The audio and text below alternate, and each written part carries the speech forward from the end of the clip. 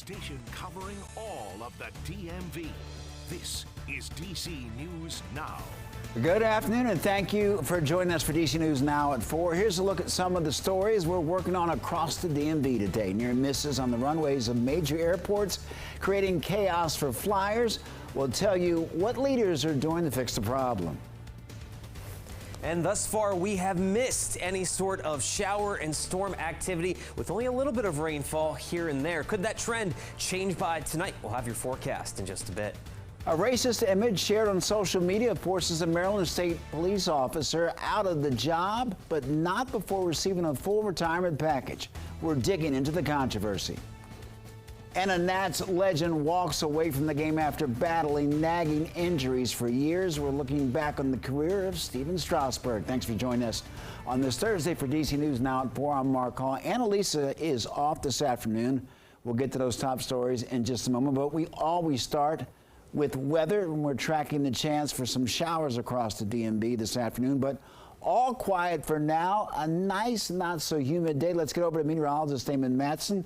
First look at the forecast, and Damon, is change on the way? Are we going to see those showers? Well, Mark, it's just been a wait and see kind of setup here for us. We definitely have had the cloudiness across the entire DMV. It's been looking like it's wanted to rain all day long, and some of us have picked up a little bit of light rainfall, a couple of showers passing right through central southern Maryland, even into the district. A little bit of light rainfall earlier this afternoon, but as this current radar shows, there really just is not a lot of rainfall overall, with many of us continuing to stay dry as we head on toward the evening. But folks, as long as this warm front right here stays situated over the DMV, if not slightly north of us, that chance for some showers and storms will continue to be there. But the primary source of most of the showers and storms that have been trying to push our way coming right here from the Great Lakes. Yesterday, we saw a cluster of steady rainfall and thunderstorms stay west of us over Ohio and Kentucky before fizzling out. There's more development going on right near the Great Lakes currently, and if some of this can hold its strength and track right toward us, that would give us our best opportunity to see some rainfall, possibly hear a few rumbles of thunder, but that's not going to take place anytime soon, folks. We will continue to see mostly a lull in any sort of rainfall activity the rest of your evening, all the way up until about midnight tonight. But after that, heading towards sunrise, the question is, could some of those thunderstorms hang on, and who stands the best chance of seeing that rainfall tomorrow morning? We'll have your full forecast coming up in just a bit. All right, Damon, thank you. A number of close calls on runways across the nation has the FAA and passengers on high alert. July alone saw 46 near collisions on U.S. runways, and the Federal Aviation Administration announced a series of urgent meetings with air traffic control crews at 90 U.S. airports within the next month.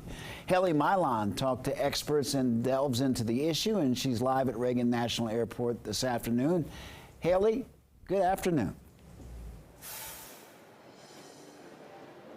So these meetings actually happen at any airport that has an air tower. They happen every single year. But the reason there's so much buzz around these meetings coming up through September is because there have been so many dangerous, scary, high-profile near misses on runways across the country, including right here at DCA. Now, the FAA wants passengers to know it's going to each airport, talking to folks and trying to find solutions to make things safer.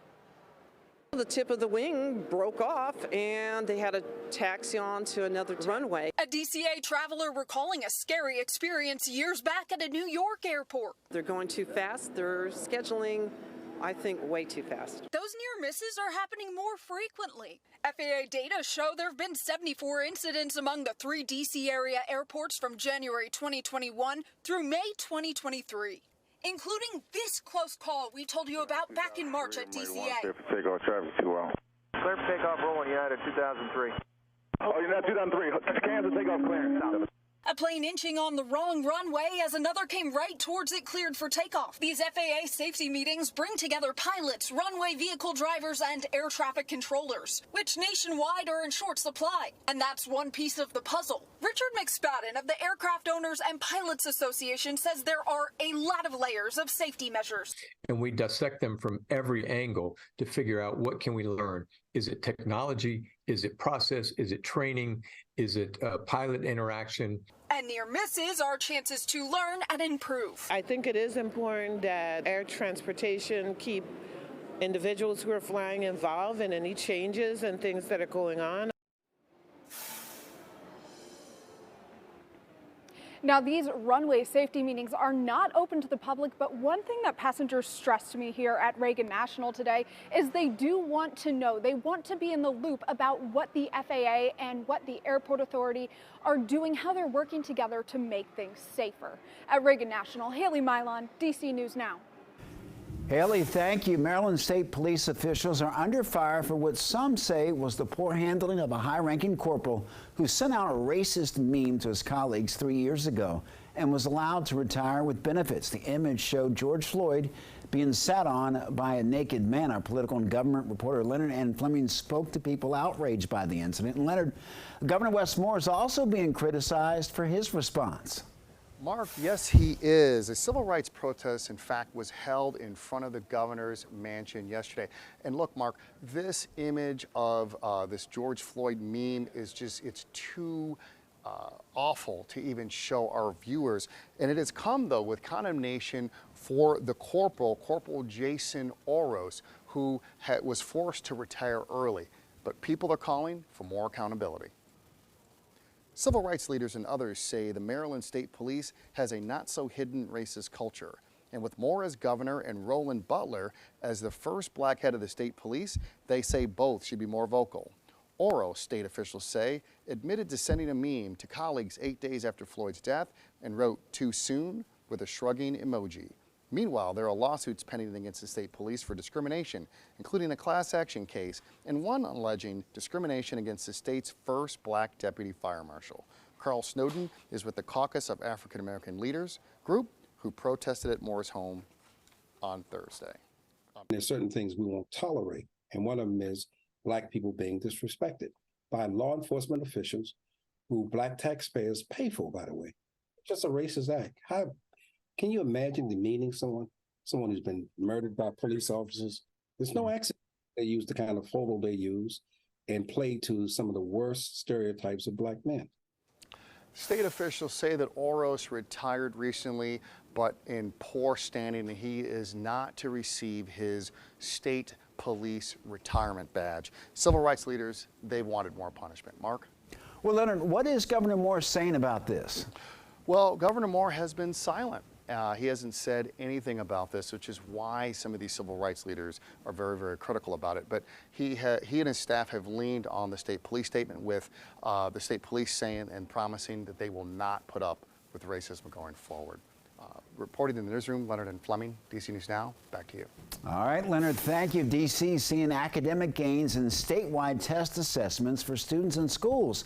Elementary and middle school students score a 2.6% gain in math, and that's followed by a 2.9% increase in English this year. Proficiency rates remains lower due to COVID and in-person learning. The district hopes to keep students moving in the right direction, and this comes as kids are heading back to school Monday. The brand new Sheetz gas station in Gaithersburg is officially open, and drivers, they can start hitting those pumps at 1 o'clock this afternoon, so it's actually been open now for about 3 hours. And you can also get your hands on some Sheetz gift cards as part of the giveaway at the celebration, as long as they until they run out. And Sheetz will also be hosting a food drive that benefits the Capital Area Food Bank. Developing now, longtime Washington Nationals pitcher Stephen Strasburg has announced that he's retiring from the game of baseball. Strasburg helped the Nats win their first World Series back in 2019. Sports director Derek Forrest is in studio for us. And Derek, due to the injuries, We haven't really seen much of him since the World Series, but he's left quite the mark on the franchise. Yes, certainly, Mark. For the first 10 seasons of his baseball career, starting pitcher Steven Strasburg had an amazing career. During the span, he had 112 wins and just 58 losses, but then he was hampered by injury and unfortunately one he could never get past in thoracic outlet syndrome. Now, something he was diagnosed with back in 2021. Now, a procedure which included the removal of a rib and 2 neck muscles. Strasburg is one of the last remaining players from the World Series team, and he was pivotal in helping the team win the World Series, but helping them even up the series at 3 in Game 6. Now, Strasburg was a 3-time All-Star and had a 3.24 ERA in 347 regular season starts. A career, and as great as he was, and I think he's actually underrated because people had such high expectations and lead with the injuries. I do believe that he was an unbelievable pitcher that probably will never get credit for quite how good he was, but also just would have been so nice to see what he could have been if he had the longevity and the health over his career of a Verlander or a Scherzer. Now, reports say that there's an expected retirement announcement for Strasburg in September. The Nats just wrapped up their game with the New York Yankees. I'm sure Davey Martinez is going to address the media on this as well. Well, you know, Derek, Harrisburg, where I'm from, is the AA affiliate for the Nationals. And obviously, Steven Strasburg was injury-prone during his career. But when he came up to Harrisburg for a rehab assignment, you want to talk about flipping the city upside down? Yeah. It just was amazing. It was a spectacle. And, you know, those were some memorable moments just by him coming up and pitching 3 or 4 innings. Honestly, in comparison, he would be kind of like the Mets version of Jacob deGrom, an outstanding pitcher when he was on the mound, but he was keeping him on the mound. And unfortunately, you know, those injuries kind of caught up to him. Yeah, Derek, thank you so much. We'll hear more from you a little bit later on.